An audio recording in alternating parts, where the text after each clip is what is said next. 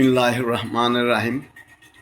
সম্মানিত বাংলাদেশের প্রধানমন্ত্রী মহোদয় সাহেব, সারা বাংলাদেশের সাব রেজিস্ট্রার অফিস প্রসঙ্গে দেশের জনগণ এবং বিএনপি দলের ভাবমূর্তি রক্ষার জন্য বলতে হয়, এদেশের সাব রেজিস্ট্রার অফিস পরিচালনা কর্মকর্তা সাহেবগণ কি চোরকে বলছে চুরি করো আর গৃহস্থকে বলছে সজাগ থাকো, এই নীতি গ্রহণ করেছেন কিনা? কারণ হিসাবে বলতে চাই, সাব রেজিস্ট্রারি অফিসের এনএসআইয়ের লোককে বসিয়ে রেখে জমি রেজিস্ট্রারি করা হচ্ছে। এখানে ক্রেতা বিক্রেতাকে জিম্মি করে জমি রেজিস্ট্রারি হচ্ছে। ক্রেতাকে বলা হচ্ছে আমরা যা বলতে বলি তার বাইরে বললে জমি রেজিস্ট্রারি হবে না, কারণ এনএসআইয়ের লোক বসে আছে।